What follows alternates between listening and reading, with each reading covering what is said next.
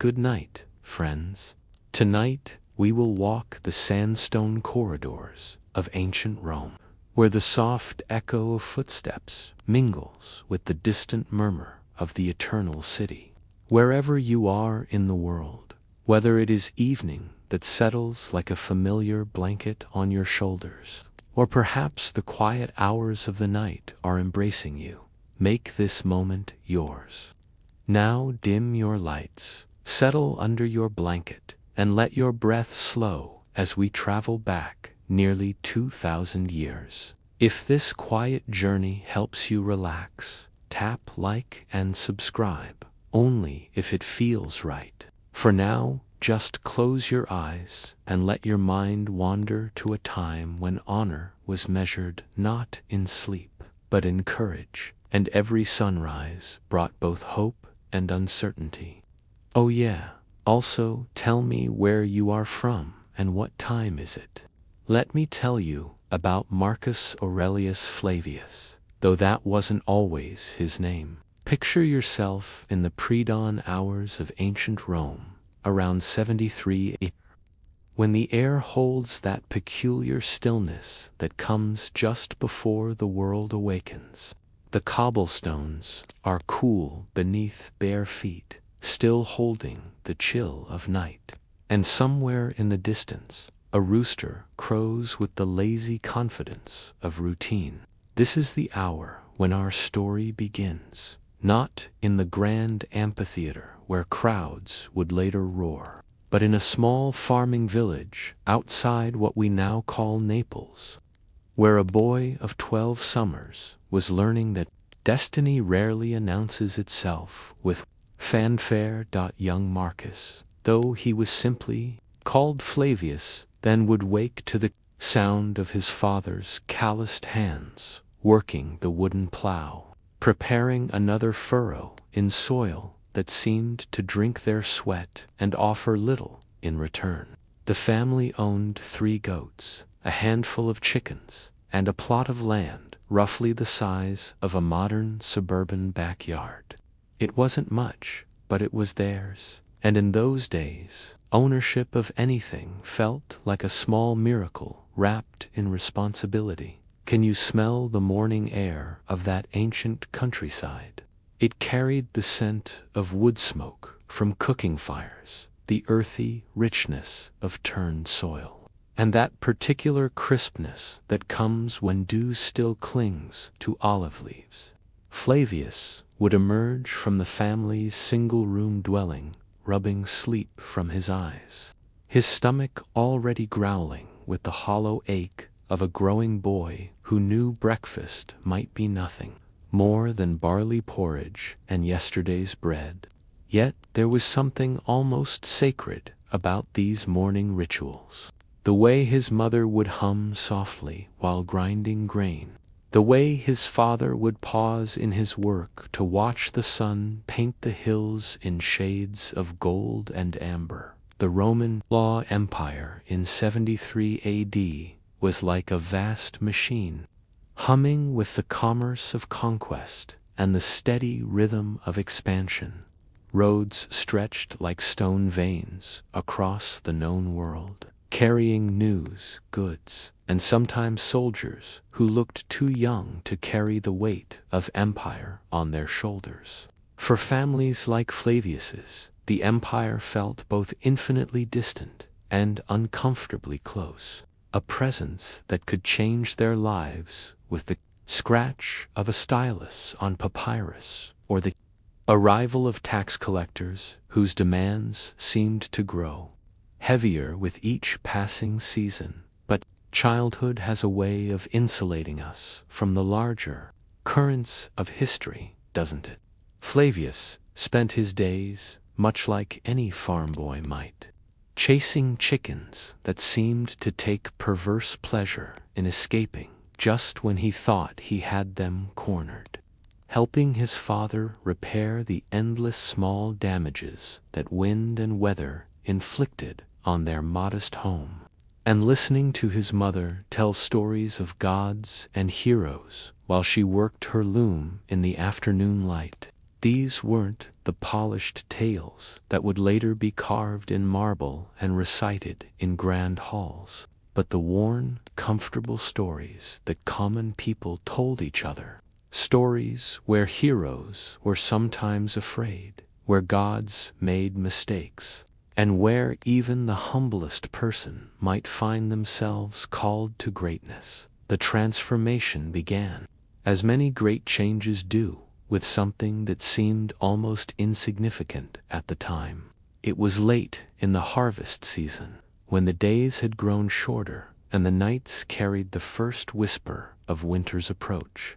Flavius was helping his father secure the grain stores, when they heard the sound that would haunt his dreams for years to come, the measured tramp of marching feet, the metallic jingle of armor, and voices speaking Latin with the crisp authority of men accustomed to being obeyed without question. The Roman patrol that entered their village consisted of perhaps 20 soldiers, led by a centurion whose scarred face spoke of campaigns in distant lands, where the names alone conjured images of sand and blood and glory purchased at the cost of other people's suffering. They had come, they announced, to collect taxes owed to Emperor Vespasian, taxes that had apparently been calculated according to some new imperial decree that no one in the village had heard of until that very moment. It's remarkable how quickly the familiar world can become foreign, how quickly the place you called home can feel like somewhere you're merely visiting under sufferance. The villagers gathered in the small square where they usually celebrated harvest festivals and wedding feasts, their faces wearing that careful blankness that people adopt when they know that showing too much of what they're thinking might prove dangerous.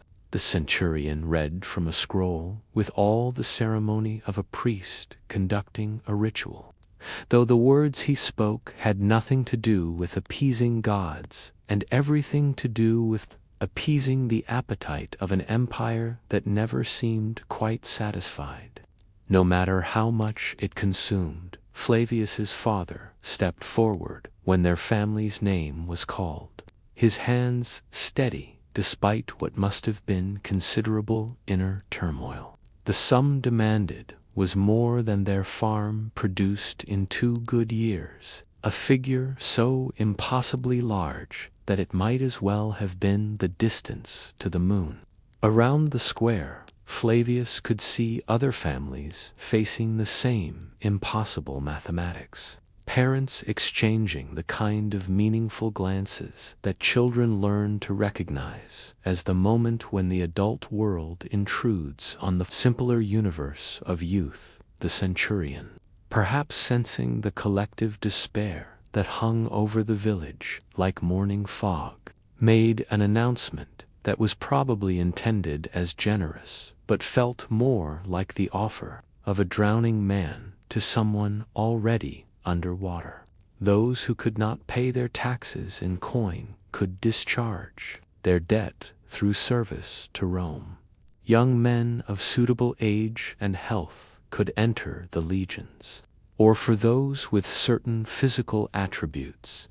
There were other opportunities in the great amphitheaters where Rome entertained itself with spectacles that combined athletic prowess with the ever-present possibility of death. In that moment, standing in the village square with the afternoon sun casting long shadows across stones that had witnessed generations of simpler transactions, Flavius felt the course of his life pivot like a ship changing direction in response to winds he couldn't see but could no longer ignore. His parents' whispered conversation that evening was full of words like honor and sacrifice, and no other choice, phrases that adults use when they're trying to convince themselves that impossible decisions are actually inevitable. The next morning arrived with unseasonable warmth.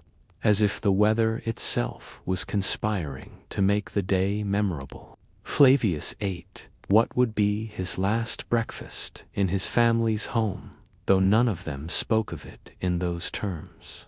His mother packed a small bundle of belongings, an extra tunic that had been his father's, a piece of bread wrapped in cloth, a small clay figurine of Mercury that she pressed into his palm with hands that trembled only slightly. His father walked with him to the edge of their property, where the road began its journey toward Rome, and for a long moment they stood together in the kind of silence that holds entire conversations. When the recruitment party arrived to collect the young men who had volunteered, though volunteer seems an inadequate word for choices made under such circumstances, Flavius joined a group of perhaps 15 other boys and young men from surrounding villages.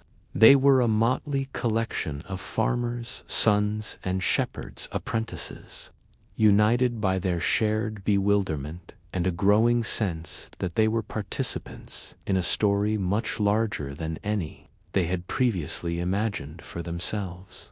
The journey to Rome took nearly a week, following roads that were marvels of engineering even by today's standards, straight as arrows and paved with stones fitted so precisely that grass couldn't find purchase in the joints. They traveled in a wagon pulled by oxen that seemed to understand their destination better than their human passengers. And along the way, Flavius began to understand that he was not just leaving his village, but entering a world where the rules were different, where survival depended on abilities he hadn't known he would need to develop. The other boys in the wagon came from backgrounds much like his own, but as the days passed and Rome drew closer, Flavius began to notice the subtle ways they were all changing. How conversations that had begun with homesick references to familiar places and people gradually shifted toward speculation about what lay ahead. It was as if they were all molting, shedding their old identities in preparation for transformations they couldn't yet envision, Rome announced itself long before it came into view. First, as a haze on the horizon that might have been mistaken for storm clouds, then as a smell carried on the windwood smoke and cooking food, mixed with scents of spices and perfumes from distant lands and the underlying earthiness that comes from a city built on 7 hills beside a river that has been flowing since before humans learned to count its years. And as we leave young Flavius approaching the eternal city for the first time, his stomach tight with anticipation and fear, his small bundle of belongings clutched in hands that are still soft from a childhood spent more with grain and goats than with swords and shields. Let your own breathing slow and deepen. Feel yourself sinking into the comfort of your own bed in your own time, grateful for the simple luxury of choosing your own destiny. Now, let your mind wander to the outskirts of Rome, where the city's grand monuments give way to a different kind of architecture. Buildings designed not for beauty but for function, surrounded by high walls that keep secrets as effectively as they keep prisoners. This is where Flavius found himself on a morning that felt both impossibly early and somehow too late, standing before the gates of what the Romans called a ludus gladiator, though to him it looked more like a fortress designed to keep hope locked away. The Ludus Magnus was the largest gladiator school in Rome, connected to the Colosseum by an underground tunnel that allowed fighters to move between training and performance without the general public witnessing their more vulnerable moments. Picture yourself walking through those gates for the first time. Your footsteps echoing off walls built from the same travertine limestone that would someday crumble into ruins that tourists would photograph, but which, in 73 AD, stood solid and imposing, designed to last forever. Lanista, Gaius, Marcellus owned this school the way some men own businesses and others own ideas completely, with an attention to detail that bordered on obsession. He was a former gladiator himself, which was unusual. Most who survived long enough to retire did so by leaving Rome entirely, disappearing into the countryside where the scars on their bodies could heal without constant reminder of how they were earned. But Marcellus had stayed, parlaying his reputation in the arena into a different kind of success, turning young men like Flavius into entertainers whose primary skill was making death look graceful. The morning routine began before dawn, when the air still held the cool promise of night, and the only sounds were the soft shuffling of feet and the occasional cough of someone not quite ready to be awake. Flavius learned to rise at the first touch of a guard's staff against his sleeping mat, to move quickly and quietly to the washing area where cold water in stone basins awaited anyone foolish enough to believe that cleanliness was optional in a place where close quarters living could turn a minor illness into a catastrophe that decimated the entire population of potential fighters. Can you feel that cold water against your skin? It was the kind of cold that makes you gasp involuntarily, that sends shock waves through your nervous system and reminds you that comfort is a luxury that must be earned rather than assumed. Flavius would splash his face and arms, the water running down his chest and back in rivulets that caught the first light of dawn filtering through high windows designed more for ventilation than illumination. Around him, other trainees went through the same ritual, their bodies showing various stages of the transformation from soft civilian flesh to the hardened muscle that survival in the arena demanded. Breakfast was a communal affair, served in a long hall where wooden tables bore the scars of countless meals consumed by men who understood that food was fuel rather than pleasure. The fare was simple but nutritious barley porridge that stuck to your ribs and provided sustained energy. Bread baked fresh each morning by slaves who had risen even earlier than the fighters. Cheese that was sharp enough to wake up taste buds dulled by routine, and occasionally, when the school's finances permitted such luxuries, small portions of meat that were distributed with a solemnity usually reserved for religious ceremonies. Flavius quickly learned that mealtimes were opportunities for more than just nourishment.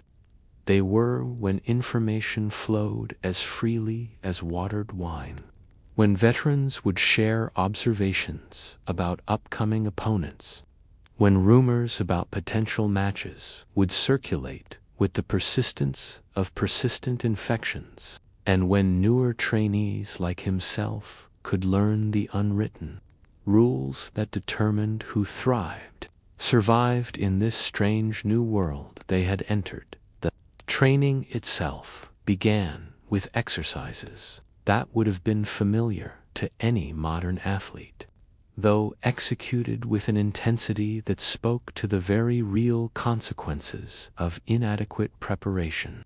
Running came first, endless circuits around the school's central courtyard, where sand had been spread thick enough to cushion falls and absorb the sweat that would fall like rain during the day's more strenuous activities.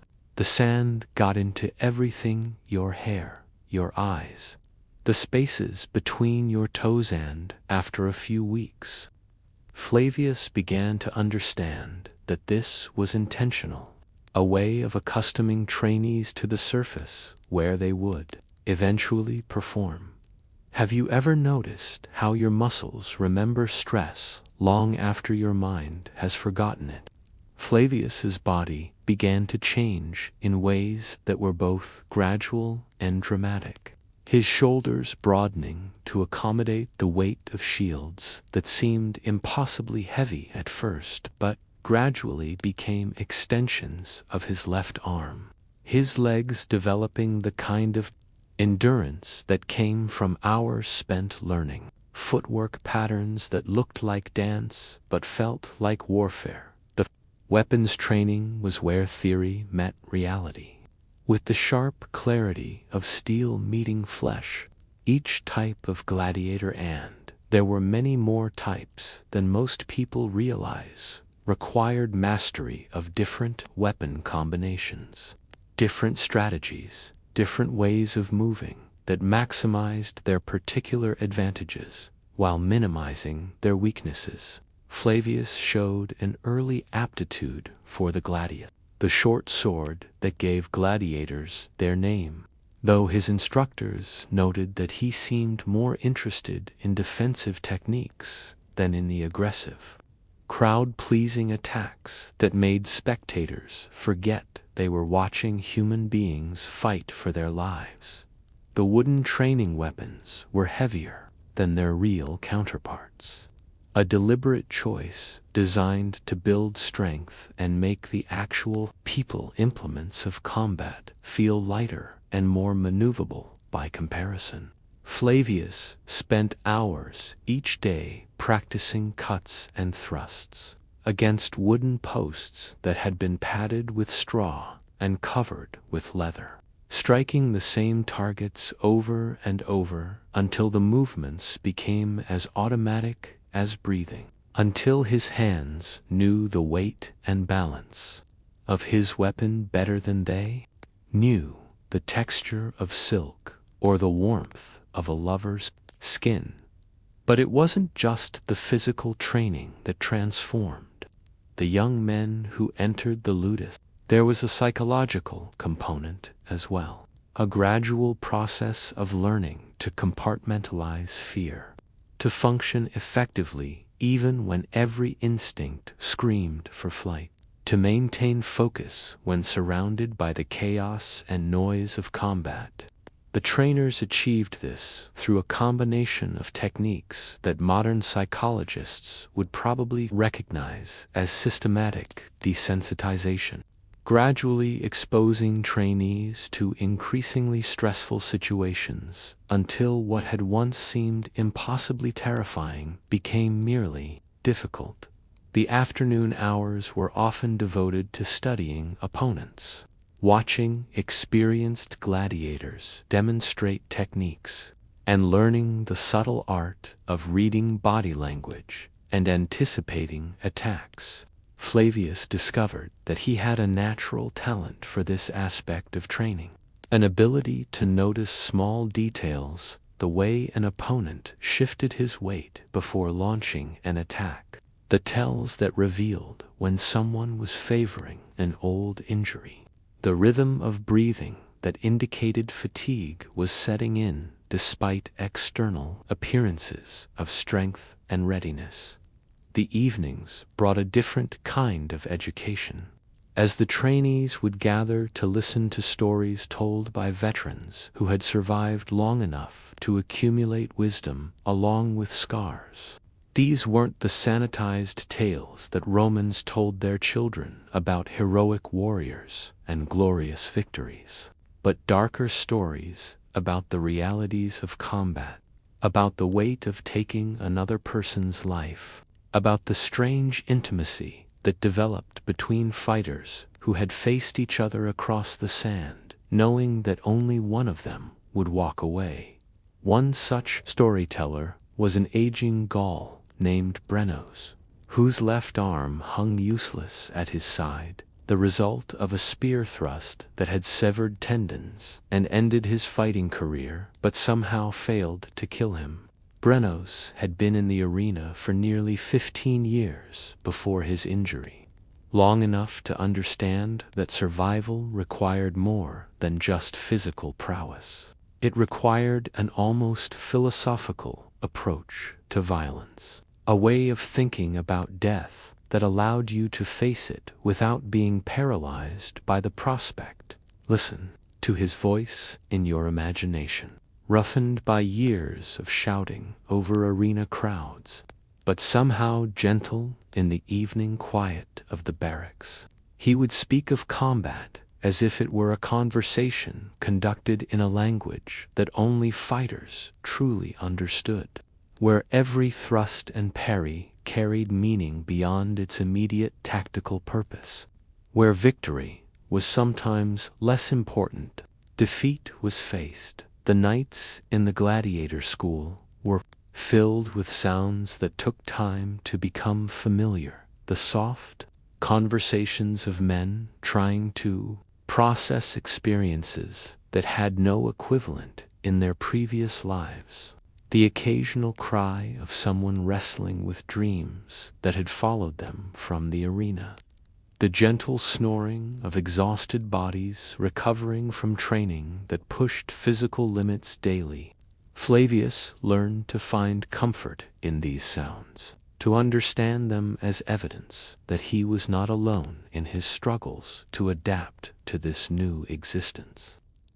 Sleep came easier as the weeks passed and his body grew accustomed to the demands being placed upon it.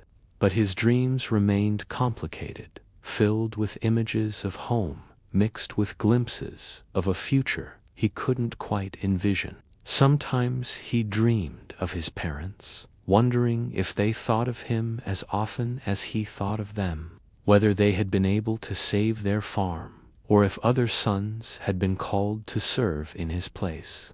Other times, his dreams were filled with sand and cheering crowds, and the weight of weapons that felt both foreign and familiar in his hands. The social hierarchy within the school was complex and ever-shifting, based partly on fighting skill, partly on length of service, and partly on intangible qualities that had to do with leadership and the ability to command respect without using force.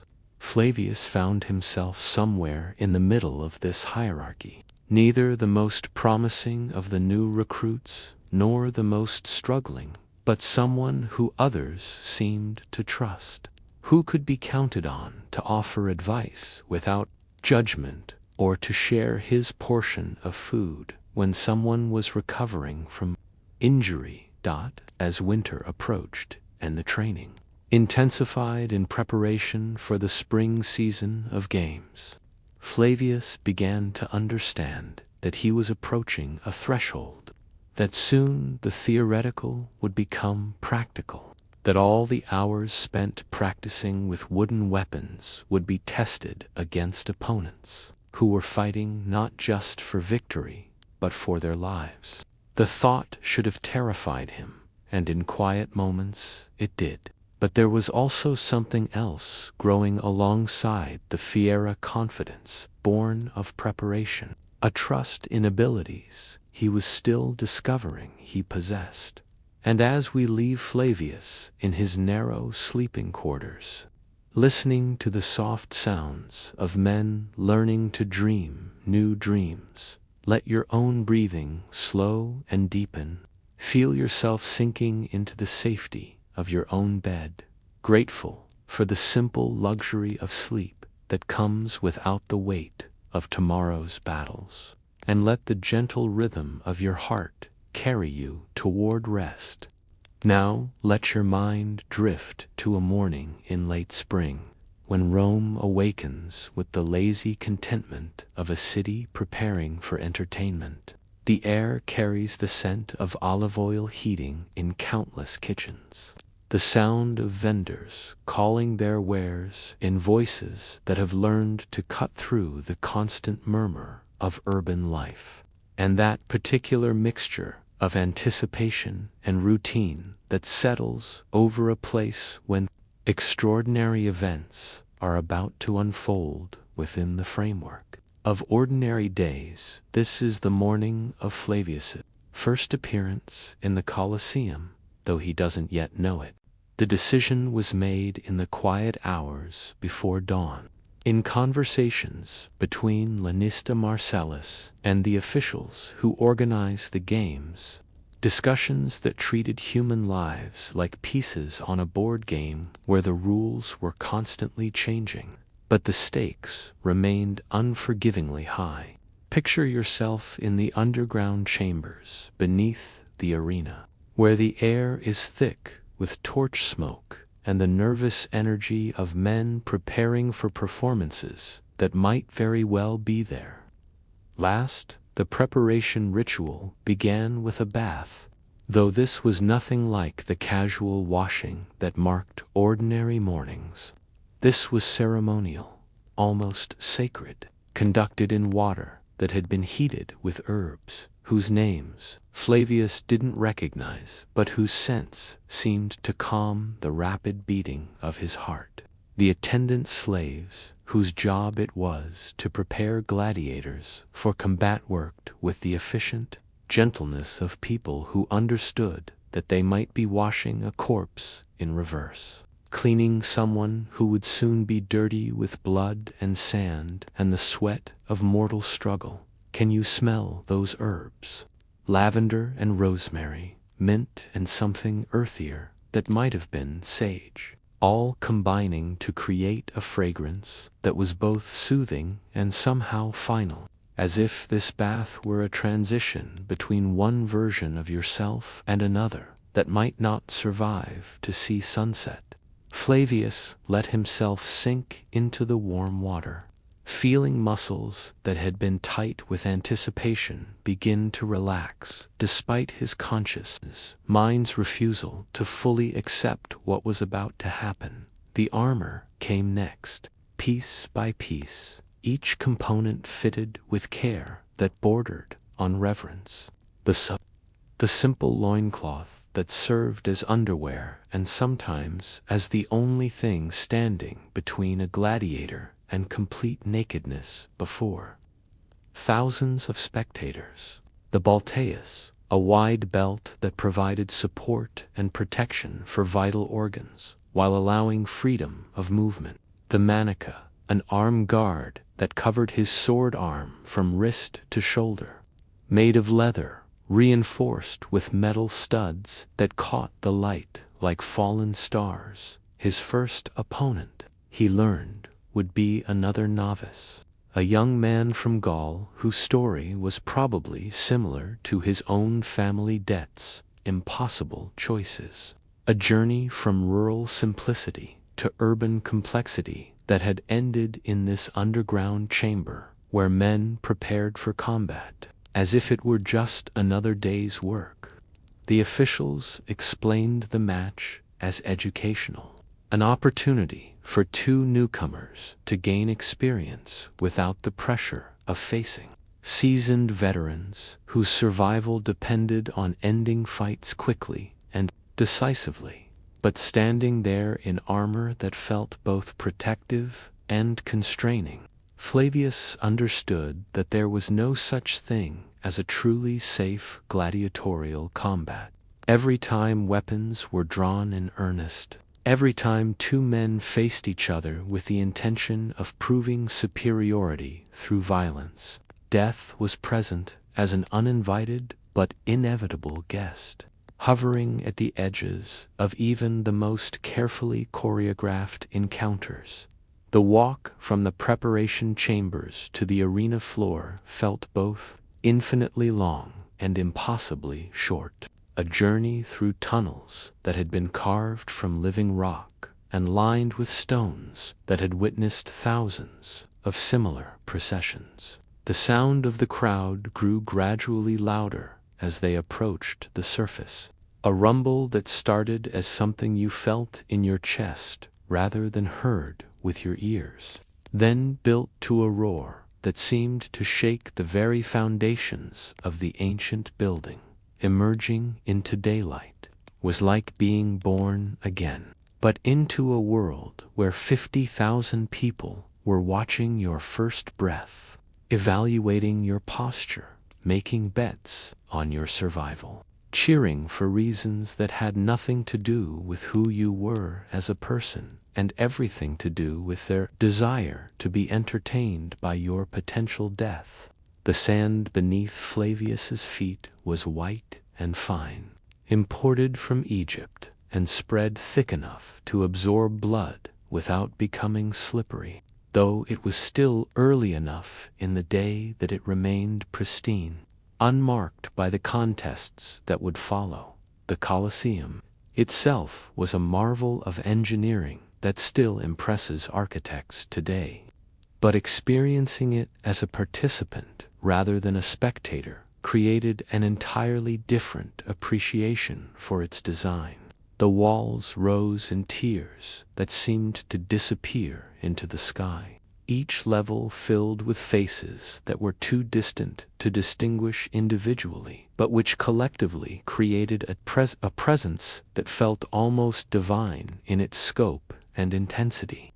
The emperor's box was draped in purple silk that moved gently in the morning breeze, and though Flavius couldn't see the figure seated within, he could feel the weight of imperial attention, like sunlight focused through a magnifying glass. His opponent appeared from the opposite side of the arena, walking with the careful balance of someone trying to project confidence while dealing with the same internal turmoil that Flavius was experiencing. They were roughly the same size and build, both carrying the gladius and scutum combination that marked them as though their fighting styles would be as individual as their fingerprints, shaped by different trainers, different natural reflexes, different ways of processing fear and adrenaline.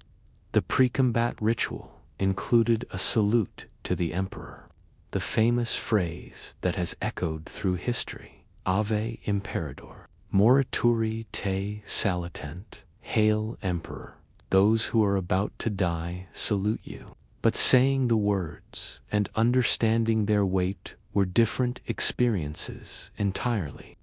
Standing there in the morning sun with weapons in hand and thousands of voices creating a wall of sound that seemed solid enough to lean against, Flavius felt the words settle into his consciousness with the finality of stones dropped into deep water. The beginning of combat was almost anticlimactic after so much build-up, marked not by dramatic gestures, but by the simple raising of shields and the first tentative steps that brought the two fighters within striking distance of each other.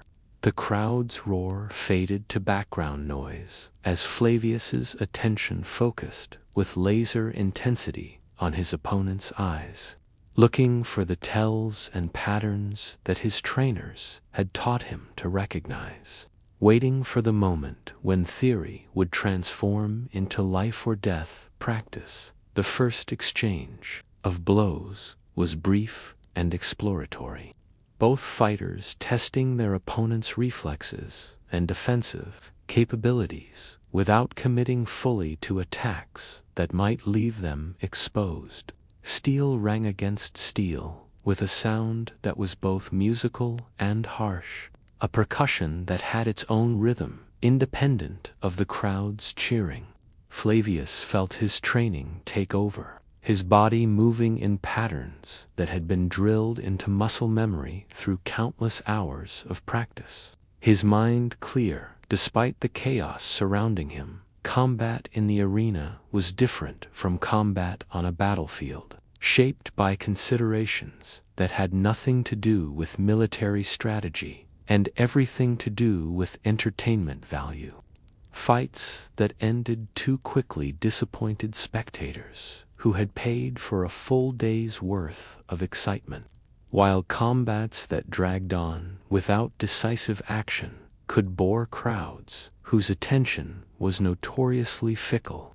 The art lay in finding the balance between genuine conflict and prolonged spectacle, creating moments of danger and resolution that satisfied bloodlust without making the outcome seem predetermined.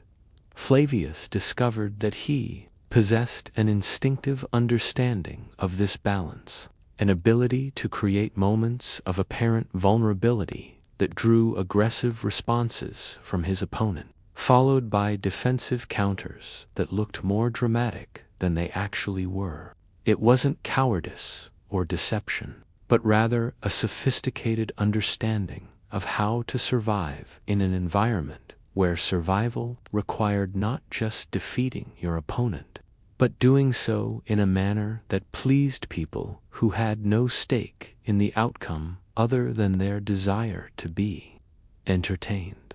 The fight lasted perhaps 20 minutes. Though measuring time during combat is like trying to count raindrops in a thunderstorm, the intensity of the experience makes normal chronology irrelevant. There were moments when Flavius felt completely in control, when his opponent's attacks seemed telegraphed and easily countered, followed by periods when exhaustion and adrenaline combined to make even simple movements feel clumsy and uncertain. The end came suddenly, as endings often do, with a combination attack that left his opponent momentarily off balance, followed by a thrust that found the gap between armor plates and drew first blood. Not a mortal wound, but enough to establish dominance and give the crowd the satisfaction of seeing red stain the pristine sand. His opponent's submission was graceful, the raising of a hand that acknowledged defeat without shame, and Flavius felt a strange mixture of relief and disappointment wash over him as the realization settled that he had survived his first test. The crowd's approval was a physical thing, a wave of sound and energy that washed over the arena floor and left Flavius feeling simultaneously exhilarated and drained. He had expected that killing another man would change something fundamental about who he was, but instead he found that sparing his opponent, understanding that mercy could be as powerful as violence when applied at the right moment and in the right circumstances. Walking off the arena floor, his armor stained with sweat and someone else's blood, Flavius felt the first stirrings of something that might have been pride, though it was mixed with so many other emotions that identifying any single feeling seemed impossible. He had survived his first combat, but more than that, he had begun to understand the strange art of gladiatorial combat, the way it balanced genuine danger with theatrical presentation, the way it transformed violence into entertainment without entirely removing its essential nature. And as we leave Flavius in the cool shadows beneath the arena, removing armor that had protected him through his first trial by combat, let your own breathing slow and settle. Feel yourself sinking deeper into the comfort of your bed, grateful for the simple peace of a world where survival doesn't depend on your ability to please strangers with displays of controlled violence, and let the rhythm of your heart beat carry you toward restful sleep. Let your mind drift now to the quiet hours that exist between spectacle and sleep, when the arena has emptied and the gladiator quarters settle into the rhythm of evening. This is when Flavius began to understand that surviving combat was only the first challenge, that learning to live with what you've done, what you've seen, and what you've become requires a different kind of strength altogether. Picture yourself in the twilight hour, when Rome's 7 hills cast long shadows and the air carries the scent of cooking food mixed with wood smoke and the distant murmur of a city winding down from another day of empire. The celebration, if you could call it that, took place in the communal dining area, where gladiators gathered after surviving their appointments with mortality. It wasn't the kind of revelry you might imagine, with wine flowing freely and voices raised in triumphant song. Instead, it was quieter, more reflective, marked by the particular solemnity that comes when people who regularly face death gather to acknowledge another day of continued existence. Flavius sat at a wooden table, scarred by the knives of countless previous meals, his body still carrying the residual tension of combat, despite the fact that hours had passed since his victory. Around him, other gladiators ate their evening meal with the focused attention of people who understood that food was more than sustenance. It was proof of survival, evidence that they had lived through another day in an occupation where tomorrow was never guaranteed. The conversation flowed like wine mixed with water, diluted by caution, but carrying enough truth to satisfy the thirst for human connection that combat seemed to sharpen rather than dull. Veterans shared observations about his performance with the casual expertise of craftsmen discussing technique, noting details he hadn't even realized were visible to observers, offering suggestions that came from years of experience in reading the subtle language of arena combat. Can you taste that evening meal? Bread that was still warm from the ovens, cheese that had been aged in caves outside the city, olives preserved in brine that carried hints of the Mediterranean groves where they had grown.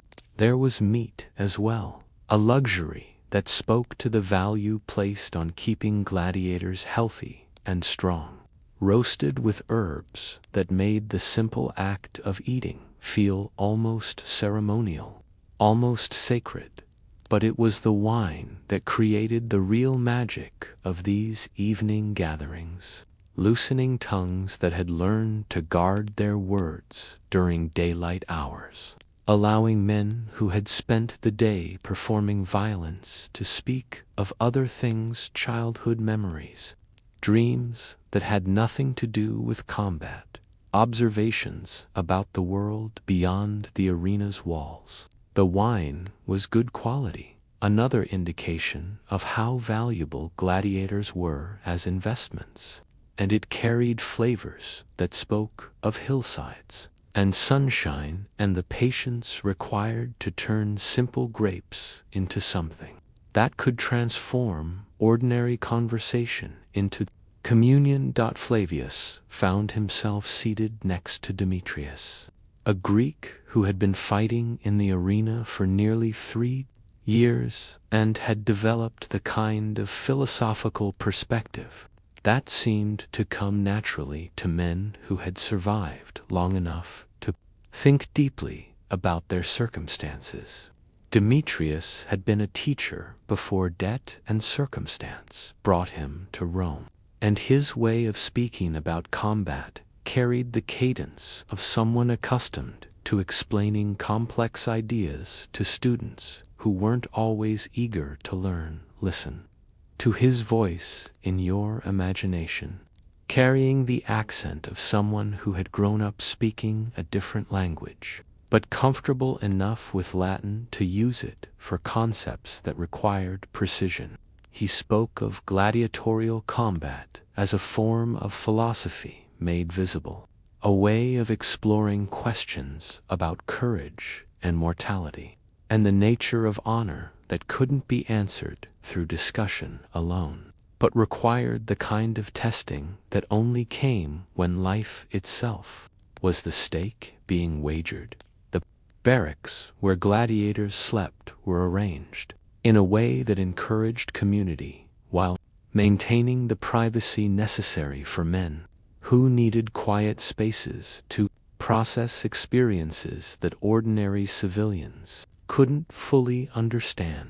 Flavius's cell was small but comfortable, furnished with a bed that was actually softer than what he had known at home, a small table for personal belongings, and a window that looked out over the training grounds where tomorrow would bring another day of preparation for future combats. The nights were filled with sounds that became familiar over time, the soft murmur of prayers being offered in languages from across the empire, the occasional cry of someone wrestling with dreams that featured sand and blood and cheering crowds, the gentle snoring of exhausted bodies recovering from training and combat that pushed physical limits daily.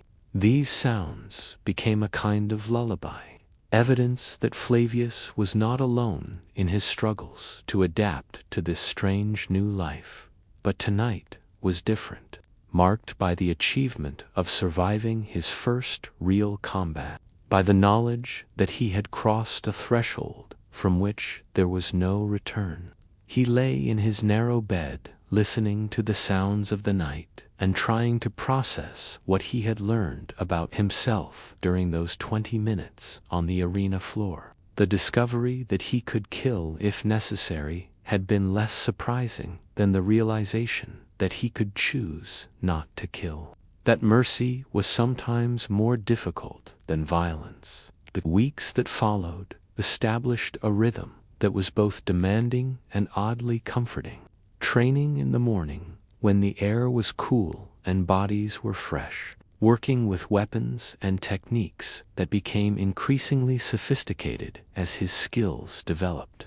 Afternoons spent studying opponents, learning to recognize the subtle signs that revealed fighting styles and weaknesses, developing the tactical awareness that separated gladiators who survived by luck from those who survived by design. Evening meals became opportunities for education of a different sort, as conversations with veterans revealed aspects of gladiatorial life that weren't covered in formal training. How to read crowd moods and adjust your performance accordingly. Which physicians in the school were most skilled at treating different types of injuries. How to maintain weapons so they would serve you faithfully when your life depended on their reliability. The second combat came sooner than expected, barely 3 weeks after his first victory, against an opponent who was not another novice but a fighter with several victories already to his credit. The announcement was made during morning training, delivered with the casual matter-of-factness that characterized most communications about matters of life and death in the Gladiator school. Flavius received the news while practicing sword work against wooden posts, the rhythm of his attacks never faltering even as his mind began to process the implications of facing someone who had proven his ability to survive multiple encounters. This opponent, he learned, was called Brutus, though whether he was actually from Thrace or had simply adopted the fighting style associated with that region was unclear. What mattered was his reputation for aggressive, unpredictable attacks that had caught several opponents off guard in ways that proved permanently detrimental to their health and future career prospects.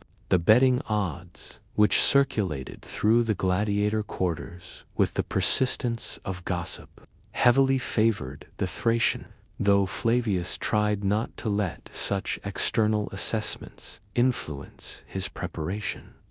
The night before this second combat was filled with rituals that were becoming familiar, though they felt no less significant for their repetition. The ceremonial bath, conducted in water, heated with herbs whose names he was beginning to learn, whose scents were becoming associated with the transition from ordinary existence to the heightened reality of arena combat. The careful inspection of armor and weapons, checking every strap, every joint, every edge that might make the difference between victory and defeat.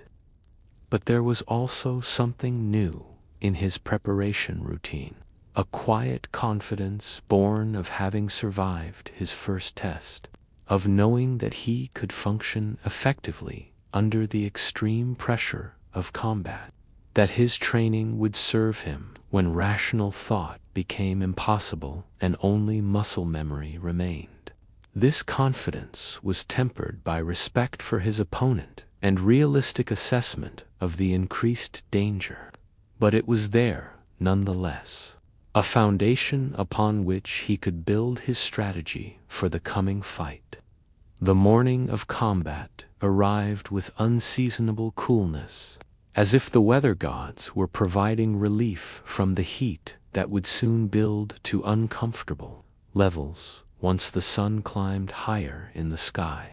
Flavius woke before dawn, not from nervousness, but from the natural rhythm his body had developed, attuned to the schedule of gladiatorial life in ways that surprised him with their depth and completeness. The preparation ritual proceeded with the same careful attention to detail that had marked his first combat, but this time Flavius felt more like an active participant than someone having things done to him. He knew which pieces of armor needed adjustment, which oils worked best for maintaining weapon edges, how to arrange his equipment so everything would be within easy reach when needed. These small competencies felt significant, evidence of adaptation and learning that went beyond mere survival. Walking to the arena, he was accompanied by other gladiators scheduled for later combats, their conversation maintaining the careful balance between camaraderie and competition that characterized relationships among people who might someday face each other across the sand. They spoke of technique and strategy, of opponents' strengths and weaknesses, of the weather conditions that might affect footing and visibility, treating the prospect of potentially lethal combat with the professional detachment of craftsmen discussing their trade. The crowd that day was larger and more energetic than during his first appearance, responding to rumors that several promising matches had been scheduled, that blood was likely to flow more freely than during the previous week's rather tame entertainments. Flavius could feel their anticipation as a physical presence, a collective hunger for spectacle that transformed individual people into something more primal and demanding. His opponent entered the arena with the swagger of someone accustomed to victory, acknowledging the crowd's recognition with gestures that managed to be both respectful and arrogant, playing to their desire for personalities they could either cheer or despise. The Thracian was slightly larger than Flavius, with scars that spoke of numerous previous encounters, moving with the easy confidence of someone who had learned to be comfortable with violence as a daily reality. The combat that followed was different from his first fight in almost every way. Where his previous opponent had been cautious and defensive, the Thracian attacked from the beginning with an intensity that required constant movement and split-second reactions. There was no gradual escalation, no period of mutual assessment, just immediate and sustained violence that left no energy for theatrical presentation or crowd-pleasing gestures. Flavius discovered reserves of speed and endurance he hadn't known he possessed, responding to attacks that came from unexpected angles, finding defensive solutions to problems he had never encountered in training. His body moved with increasing fluidity as the combat progressed, finding rhythms that allowed him to conserve energy while maintaining the alertness necessary for survival against an opponent who seemed determined to end the fight quickly and decisively. The turning point came when the Thracian overcommitted to an attack that should have ended the fight if it had connected, but which left him momentarily vulnerable when Flavius managed to deflect rather than absorb the blow.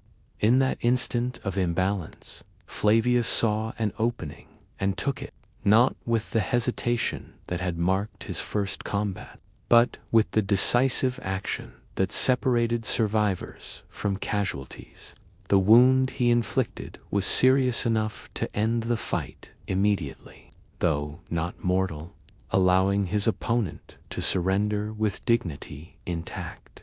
The crowd's approval was even more enthusiastic than after his first victory, perhaps because they had witnessed a more exciting contest, perhaps because they sensed that they were watching someone develop from promising novice to legitimate contender. But as Flavius stood in the center of the arena, acknowledging the crowd's cheers while his opponent was helped from the sand, he felt something he hadn't expected, a strange sort of sadness mixed with his relief and pride.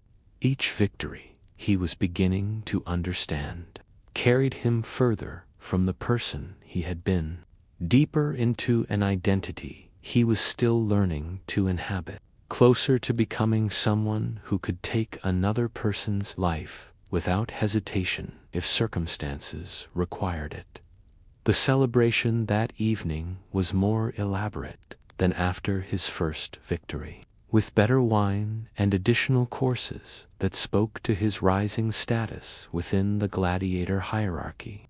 Veterans who had previously acknowledged him with polite nods now included him in conversations about technique and strategy, treating him as someone whose opinions might be worth hearing, whose experience was beginning to accumulate genuine wisdom.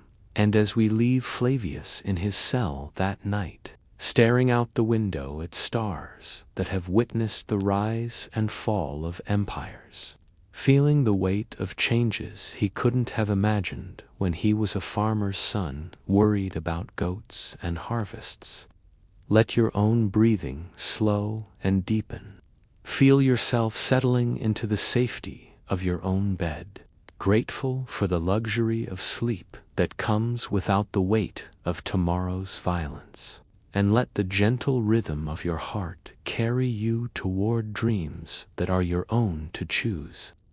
Now let your mind wander to a Rome where autumn arrives like a whispered secret, painting the 7 hills in shades of gold and amber, while the city prepares for the most elaborate games of the season. This is several months after Flavius's second victory, time enough for his reputation to grow from promising newcomer to established performer, for his name to be spoken in the gambling houses and taverns where Romans gathered to discuss the gladiators they followed with the passion that modern people reserve for sports teams and movie stars. Picture yourself in the early morning hours, when Rome awakens slowly like a great beast stretching after sleep, and the gladiator quarters buzz with the particular energy that comes before major events. The autumn games were always special, marking the end of the campaign season when successful generals returned from distant provinces with wealth and captives to sponsor spectacles that would cement their popularity with the masses who controlled their political futures. Flavius had fought 7 times since that first nervous morning when he barely knew how to hold his shield properly, and had won 6 of those encounters, with one draw that had actually enhanced rather than damaged his reputation, since it came against an opponent widely considered superior in both experience and skill. Each victory had brought subtle changes: better quarters, improved equipment, the kind of medical attention usually reserved for valuable property rather than expendable entertainment. But success in the arena carried complications that went beyond the obvious benefits of continued breathing. Fame, even the limited fame of a gladiator, created pressures and expectations that affected every aspect of daily life. Spectators who had never held a weapon in anger would approach him in the streets, offering advice about tactics and strategy, expressing opinions about his fighting style, as if they understood the intimate realities of combat better than someone who had actually experienced them. The weight of other people's expectations was like carrying armor that you could never remove, a constant awareness that your performance was being evaluated not just by professionals who understood the craft, but by thousands of amateurs whose judgments could affect everything from the quality of your next opponent to the size of purses you might earn for victory. It was exhausting in ways that had nothing to do with physical fatigue, demanding a kind of mental endurance that trainers never explicitly taught. It carried the scent of wood smoke from heating fires, the earthiness of leaves beginning to turn, the mixture of spices and cooking food that spoke of a city wealthy enough to import flavors from across the known world. There was also something sharper in the air, the metallic scent of anticipation that seemed to precede major gladiatorial events, as if the very atmosphere became charged with the collective excitement of 50,000 people preparing to witness spectacular violence. The preparation for these autumn games was more elaborate than anything Flavius had previously experienced, involving ceremonies and rituals that transformed individual combats into components of a larger narrative designed to glorify Rome's military superiority and cultural sophistication. Gladiators were assigned roles that went beyond simple combat, becoming characters in stories that celebrated famous battles, mythological events, or historical moments that resonated with contemporary political themes. Flavius found himself cast as a Roman legionnaire in a reenactment of a recent victory in Germania, complete with authentic armor and weapons that had been carefully crafted to resemble those actually used in the campaign. His opponent would be portraying a Germanic chieftain, played by a gladiator whose blonde hair and impressive physique made him perfect for the role of noble savage being brought to heel by Roman discipline and superior tactics. The irony was not lost on him, a farmer's son from outside Naples, portraying a professional soldier in a spectacle designed to celebrate conquests that had probably created more farmers' sons like himself, young men displaced by war and economic pressure who found themselves entertaining the very people whose policies had created their circumstances. But irony was a luxury that gladiators learned to appreciate privately, since public commentary on political matters was inadvisable for people whose lives depended on imperial favor. The training for these elaborate spectacles required learning not just individual combat techniques, but coordinated movements that would create visually impressive scenes for the crowd's enjoyment.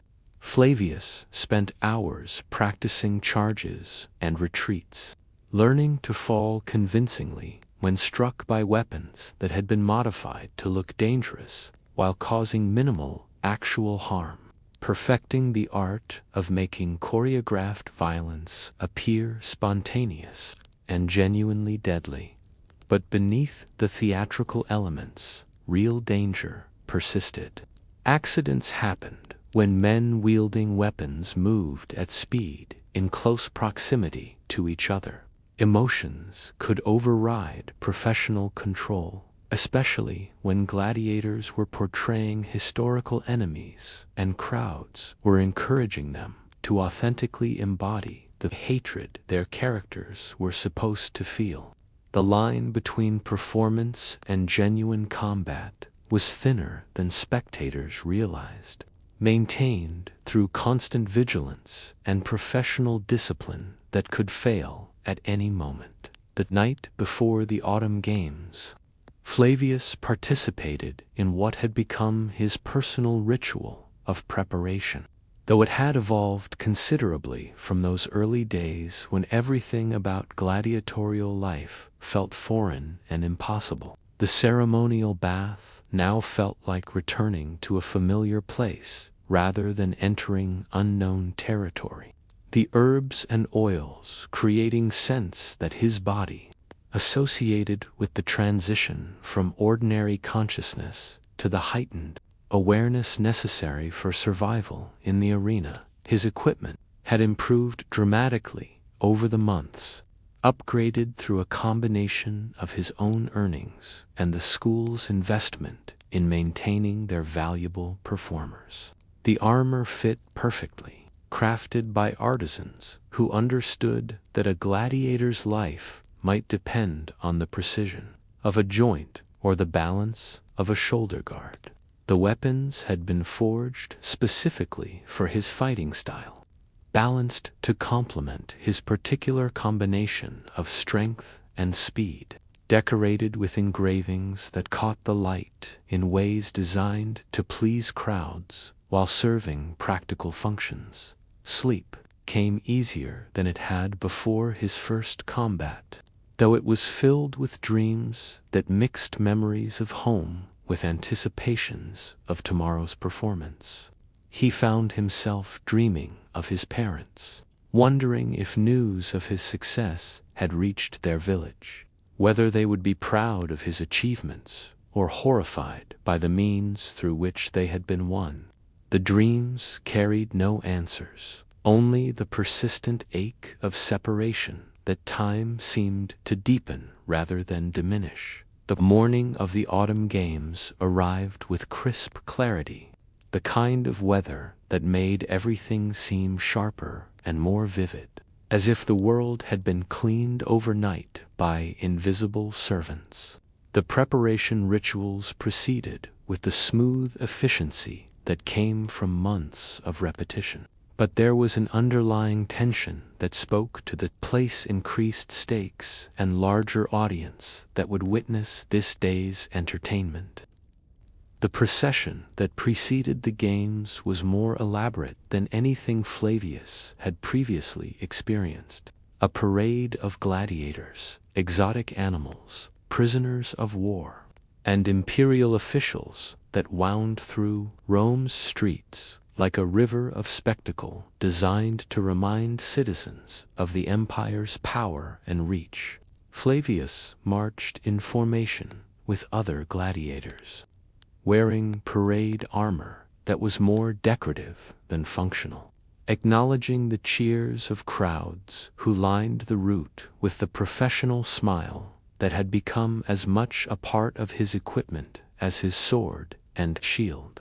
The Colosseum that day was filled to capacity, every seat occupied by spectators whose excitement was palpable even from the arena floor. The emperor himself was in attendance, surrounded by the pomp and ceremony that transformed individual human beings into symbols of divine authority. Flavius could feel the weight of imperial attention like sunlight focused through a lens, knowing that his performance would be evaluated by standards that went beyond simple survival or victory. The reenactment of the Germanic campaign was scheduled as the day's central spectacle, involving dozens of participants in a complex choreography that was designed to climax with individual combats between champions representing the opposing forces. Flavius's role called for him to survive the initial battle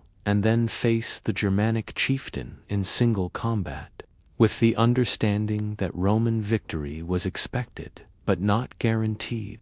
The crowd wanted to see their representatives tested by worthy opponents, not simply execute helpless victims. The battle scene unfolded with surprising realism, despite its choreographed nature, as dozens of men in authentic armor clashed with weapons that were real enough to cause serious injury if wielded carelessly. The sand of the arena floor became churned with the movement of many feet, creating clouds of dust that added to the visual drama while making it genuinely difficult to see what was happening. More than a few feet away, when the moment came for individual combat, Flavius found himself facing an opponent he had never encountered before. A gladiator from another school whose reputation was built on victories won through patient defensive tactics rather than spectacular offensive displays. The contrast in styles created exactly the kind of tension that crowds found most entertaining. Aggressive Roman tactics against stubborn Germanic resistance, discipline against ferocity, experience against determination. The combat lasted nearly 30 minutes, much longer than most gladiatorial encounters, sustained partly by the theatrical requirements of the spectacle, and partly by genuine tactical complexity, as both fighters adapted their techniques to counter their opponent's strengths. Flavius discovered new depths to his own abilities, finding solutions to problems he had never encountered in training or previous combats, pushing his physical and mental resources to limits he hadn't known existed. When it came, felt almost anticlimactic after such sustained intensity, achieved through a combination attack that exploited a momentary lapse in his opponent's concentration. The crowd's approval was thunderous, a wave of sound that seemed to shake the very foundations of the ancient building. But Flavius felt strangely detached from the celebration, as if he were watching someone else acknowledge the cheers and accept the symbolic tokens of victory that were presented by imperial officials walking off the arena floor. After his most challenging and visible victory, Flavius understood that he had crossed another threshold, moving from gladiator to celebrity, from survivor to star performer, whose name would be known throughout the empire. It should have felt like triumph, and in many ways it did.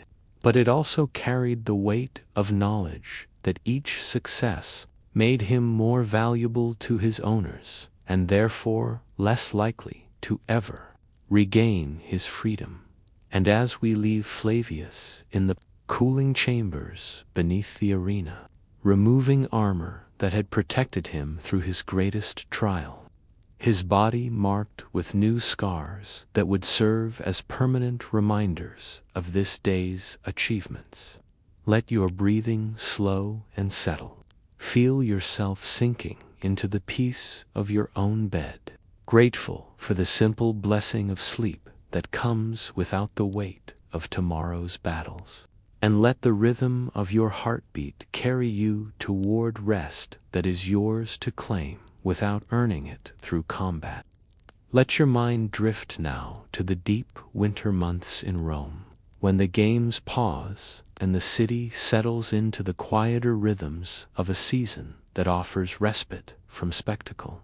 This is nearly 2 years after Flavius first entered the loop, time enough for him to have become one of the school's most reliable performers, a gladiator whose name appears regularly on programs and whose victories have earned substantial profits for his owners while building a following among spectators who appreciate technical skill as much as dramatic presentation. Picture yourself in the pre-dawn darkness of a January morning, when frost covers the training ground and breath mists in the cold air, and the gladiator quarters are filled with the particular quiet that comes when violent men are given time to remember what peace feels like. This is when Flavius began to understand that survival in the arena, while necessary, was not sufficient for the kind of life he was beginning to imagine for himself. The conversation that changed everything took place in the school's small library, a room that most gladiators ignored, but which had become Flavius's refuge during the winter months when training was reduced and time hung heavy on hands that had learned to grip weapons but were struggling to remember how to hold anything else. He was reading a scroll about Roman military tactics, trying to understand the larger strategies that individual combats served. When Lanista Marcellus found him there, Marcellus was not a man given to casual conversation, and his presence in the library immediately signaled that this was more than a routine encounter. He settled into a chair across from Flavius, with the careful movements of someone whose own gladiatorial career had left him with permanent reminders of arena combat. And for several minutes they sat in comfortable silence, while winter wind rattled the windows and created drafts that made the oil lamps flicker. Can you hear his voice in your imagination? It carried the rough texture of someone who had shouted over arena crowds for years, but there was also something softer in it during private conversations, a quality that suggested the former teacher or philosopher he might have been in different circumstances. He spoke of gladiatorial careers the way farmers speak of seasons, as natural cycles with their own rhythms of growth and harvest, bloom and decay, preparation and fulfillment. The opportunity he presented was both simple and complex. Like many propositions that carry the potential to transform lives, there was, he explained, a growing demand throughout the empire for experienced gladiators who could establish and operate training schools in provincial cities where local aristocrats wanted to sponsor their own games but lacked access to skilled fighters and competent instruction. Such positions offered not just freedom, but the chance to build businesses that could provide security and respect in ways that continued combat never could. The requirements were demanding, but achievable. A gladiator interested in such opportunities needed to demonstrate not just fighting ability, but leadership skills, teaching capability, and the kind of business acumen necessary to manage complex operations involving dozens of people and substantial financial investments. They needed to be able to work with local officials, negotiate with suppliers, evaluate potential recruits, and maintain the delicate balance between training fighters and keeping them alive long enough to provide value to sponsors and entertainment to audiences. For Flavius, the proposal represented everything he had begun to dream about during the long, quiet hours of winter evenings, when thoughts naturally turned to questions about what came after combat, what happened when reflexes slowed, or luck ran out, or the crowd grew tired of seeing the same gladiator win in the same way. Freedom was more than just the absence of ownership. It was the ability to direct his own destiny in ways that went beyond simple survival. But achieving such freedom required more than just expressing interest. Candidates needed to prove their qualifications through a series of increasingly difficult challenges that tested every aspect of their potential effectiveness as independent operators. Combat skills were only the beginning, the foundation upon which everything else would be built. but not sufficient by themselves to guarantee success in roles that demanded versatility and adaptability. The first challenge was administrative, requiring Flavius to demonstrate his ability to manage the practical details involved in preparing gladiators for combat. He spent weeks learning to evaluate equipment, negotiate with suppliers, organize training schedules that balanced individual needs with group efficiency, and handle the countless small decisions that accumulated into the difference between successful operations and expensive failures. Spring arrived early that year, bringing with it the resumption of regular games and Flavius's return to active combat. But now every fight carried additional meaning beyond simple survival or entertainment. Each victory demonstrated his continued viability as a fighter, while his conduct before and after combat was evaluated for evidence of the leadership qualities that would be essential for managing other gladiators who might be less naturally gifted or motivated. The teaching component of his evaluation required him to work with new recruits, young men whose backgrounds were similar to his own but whose reactions to gladiatorial training varied dramatically from his own experience. Some took two weapons work with natural aptitude, while others struggled with the basic coordination required to defend themselves effectively. Some embraced the violent aspects of their new profession, while others needed constant encouragement to overcome natural reluctance to hurt other people. Working with these recruits taught Flavius things about himself that pure combat experience had never revealed. He discovered that he possessed patience for explaining techniques that seemed obvious to him, but were genuinely difficult for others to master. He found satisfaction in watching students develop abilities they hadn't known they possessed, in seeing their confidence grow as their skills improved, in helping them understand that survival in the arena was as much about mental preparation as physical conditioning.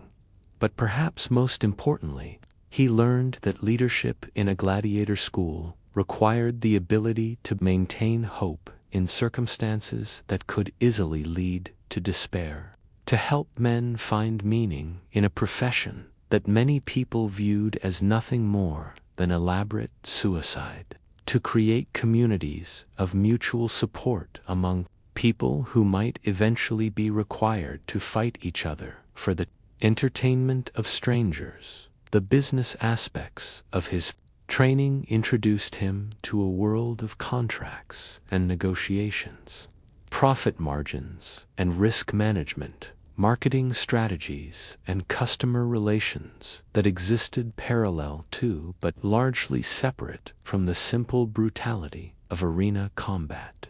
Running a successful gladiator school required understanding the economics of entertainment, the psychology of audiences, and the politics of local communities, in ways that went far beyond anything he had needed to consider as a simple fighter. Summer brought a series of combats that served as final examinations of his readiness for independent operation, fights against carefully selected opponents who would test different aspects of his abilities while providing opportunities to demonstrate the kind of crowd-pleasing performances that would be essential for building audiences in provincial venues where spectators might be less sophisticated, but no less demanding than Roman crowds. Performance in these tests exceeded even his own expectations, combining technical excellence with dramatic presentation in ways that satisfied both professional evaluators and paying customers. More importantly, he demonstrated the ability to maintain consistent quality under pressure, to adapt his style to different opponents and circumstances, and to create the kind of memorable moments that generated word-of-mouth, publicity, and repeat attendance. The final evaluation took the form of a comprehensive examination conducted by a panel that included not just gladiatorial professionals, but also businessmen and local officials who understood the practical requirements of operating entertainment enterprises in provincial markets. They questioned him about everything from equipment maintenance to crowd psychology, from injury treatment to staff management, from financial planning to emergency procedures. Standing before that panel in the autumn of his 3rd year as a gladiator, Flavius felt the weight of everything that had brought him to this moment, the desperate circumstances that had first driven him to Rome, the countless hours of training that had transformed his body into a weapon, the dozens of combats that had tested his courage and skill, the quiet hours of study and reflection that had prepared his mind for challenges that went beyond physical survival. The decision, when it came, was delivered with the same matter-of-fact tone that characterized most important announcements in gladiatorial schools, as if freedom were simply another administrative detail to be processed efficiently and without undue ceremony. He would be granted his liberty and provided with the resources necessary to establish his own school in a provincial city, with the understanding that his success or failure would be entirely his own responsibility. The departure from Rome took place on a morning that felt both ordinary and momentous. A cool day in late autumn when the city was beginning its preparations for winter, and the streets carried the mixed sense of wood smoke and possibility.